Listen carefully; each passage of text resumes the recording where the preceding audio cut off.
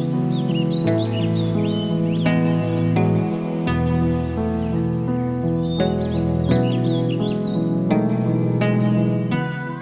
আলাইকুম, আমি সামিনা তাসলিম চৌধুরী। আমরা 3 ভাই বোন, আমি সবার বড়। আমার স্কুল ছিল হচ্ছে উইলস্টেডেল flower school and Siddheshwari girls college. আমি আমার অনার্স কমপ্লিট করছি হচ্ছে ইউনিভার্সিটি অফ লিবারাল আর্টস থেকে। আমার মেজর ছিল হচ্ছে টেলিকমিউনিকেশন। এরপরে আমি রবিতে ছিলাম 2 বছর। ওখানে আমি অ্যাজ আ ইঞ্জিনিয়ার 2টা ডিপার্টমেন্টে ছিলাম, implementation and service operation centre. এরপর আমি রবিতে থাকাকালীন এমবিএতে জয়েন করি, কিন্তু আমি এমবিএটা পুরোপুরি কমপ্লিট করার জন্য রবি ছেড়ে দিয়ে পুরোপুরি এমবিএতে মনোনিবেশ করি। আমি এমবিএ 2 বছর আমার রেগুলার বেসিসে এমবিএ ছিল, তো আমি 2 বছর পর এমবিএ কমপ্লিট করার পর আমি এছাড়াও বিভিন্ন কোর্স করি। আমি ফেসবুকের মাধ্যমে WSDFM কোর্সের খোঁজটা পাই। আমি প্রায় সময় হচ্ছে ফেসবুকে বিভিন্ন ধরনের কোর্সের আউটলাইন, তারপরে বিভিন্ন জব পোস্ট, এগুলো সবসময় আপডেটের মধ্যে থাকতাম। তো সেখান থেকেই হচ্ছে WSDFM এর কোর্সটা আমি পেয়ে যাই এবং ওখানে আমি অ্যাপ্লাই করার পরে ওখান থেকে আমাকে ইন্টারভিউ কল আসে প্রায় 1 মাস পরে, এবং ওখানে আমি ইন্টারভিউ দেওয়ার পরে আমার 4টা প্রসেস কমপ্লিট করতে হয়।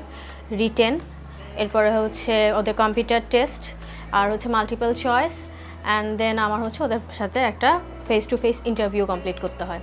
গ্রাফিক্স ডিজাইনের ব্যাপারে আমি আগে প্রথমে অতটা জানতাম না। হ্যাঁ, জানতাম যে এখানে ডিজাইনিংয়ের ব্যাপারে কিছু শেখানো হয়, বাট এটা যে টোটালি আমারই কোরিলেটেড সেটা আমি কখনোই তখন পর্যন্ত আমার জানা ছিল না। কারণ আমি প্রায় WSDFM-এ জয়েন করার আগেই 6 বছর আগে থেকেই আমি ফটোশপের অনেক কাজ করতাম। পুরোটাই আমি নিজে থেকেই শিখছি, কম্পিউটারের মাধ্যমে, ইউটিউবের মাধ্যমে। কিন্তু কখনো ওটা কোথায় অ্যাপ্লাই করতে হবে, কিভাবে অ্যাপ্লাই করতে হবে, এই জিনিসটা আমার জানা ছিল না।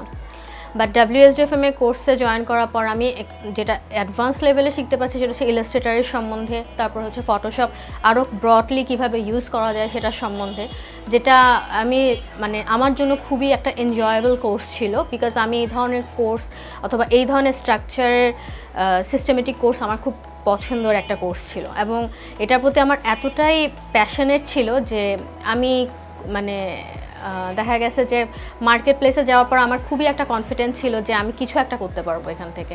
WSDFM একটা ডেনমার্কের একটা স্কলারশিপের কোর্স, যেখানে হচ্ছে 1000 নারীকে ওরা স্বাবলম্বী বানাবে বলে তাদের একটা ইনিশিয়াল স্টেপ নেওয়া, এবং সেই অনুযায়ী কোডারট্রাস্ট হচ্ছে পুরো রেসপন্সিবিলিটিটা পালন করতেছে। এবং আমাদের ব্যাচের মধ্যে ছিল 30 জন, যারা সবাই হচ্ছে এই প্রজেক্টের আন্ডারে ছিল। WSDFM ব্যাচের গ্রাফিক্স ডিজাইনের কোর্স থেকে আমি হচ্ছে ইলাস্ট্রেটর এবং ফটোশপ এই 2টা সফটওয়্যারের উপর মেইনলি কাজ করি। তো গ্রাফিক্স ডিজাইনের মেইন যে পার্টটা ইলাস্ট্রেটর ডিজাইন, এটা দিয়ে আমি হচ্ছে বিভিন্ন ধরনের ব্রোশিয়ার, ফ্লায়ার, তারপর হচ্ছে কার্ড, ভিজিটিং কার্ড, এছাড়াও বিভিন্ন গ্রাফিক্সের বিভিন্ন ক্যারেক্টার, এ ধরনের অনেক কাজ আমি করে আসছি বিভিন্ন মার্কেট প্লেসে। সো আমার এখন পর্যন্ত হচ্ছে ফাইবার মার্কেট প্লেস এবং আপওয়ার্ক মার্কেট প্লেসে কিছু কাজ করা হয়েছে। বেসিক্যালি আমার কাজ বেশি হয়েছে ফাইবার মার্কেট প্লেসে, যেখানে আমি অনেক ধরনের ক্লায়েন্টের সাথে কাজ করছি এবং বিভিন্ন ধরনের এক্সপিরিয়েন্স তাদের দ্বারা আমার গেইন করা হয়েছে। সেক্ষেত্রে মার্কেট প্লেসে থাকাকালীন আমার বিভিন্ন ক্লায়েন্ট যখন আমাকে বিভিন্ন কাজের জন্য নক দিত, তো এরকম কিছু কাজ থাকতো যেখানে আমার বুঝতে সমস্যা হতো, সেক্ষেত্রে আমার মেন্টর এবং কোডারট্রাস্টের হেল্পলাইন সাপোর্ট থেকে আমি অনেক হেল্প পাইছি। আমাদের 4 মাসের একটা কোর্স ছিল, 3 মাসের মাথায় আমাদের হচ্ছে ফাইবার মার্কেট প্লেসে আমাদের অ্যাকাউন্ট ওপেন করানো হয়। এরপর গিগ সাজানো থেকে শুরু করে কিভাবে বায়ারদের সাথে কমিউনিকেশন করা হবে, তাদের সাথে যোগাযোগ করা হবে, তাদের রিকোয়ারমেন্টগুলি ফুলফিল করা হবে, আমাদের পুরো প্রসেসটা শেখানো হয়েছে তার কোর্সের মাধ্যমে।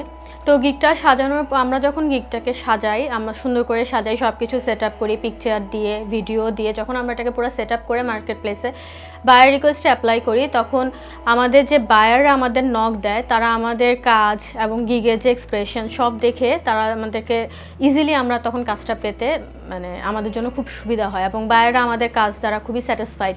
আমাদের কোর্স চলাকালীন 3 মাসের মাথায় আমি হচ্ছে যখন বায়ার রিকোয়েস্ট পাঠাই ফাইবার মার্কেট প্লেসে, আমি আমার প্রথম কাজটা পাই।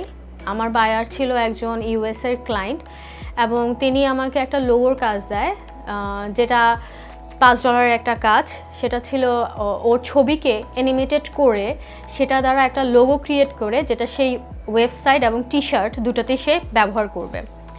তো ফার্স্ট চান্সে এরকম একটা কাজ পাওয়ার জন্য খুব ডিফিকাল্ট ছিল। দেখা গেছে যে তখন মানে ওই লোগোটা অথবা ওইটা কীভাবে ক্রিয়েট করবো ওই মোমেন্টে আমার কোনো আইডিয়া ছিল না, কিন্তু সেক্ষেত্রে আমি আমার নিজের এফোর্ট দিছি এবং আমার মেন্টরও আমাকে যথেষ্ট পরিমাণ হেল্প করছে যে কিভাবে কোন ওয়েতে গেলে আমি এটা ইজিলি ক্রিয়েট করতে পারবো।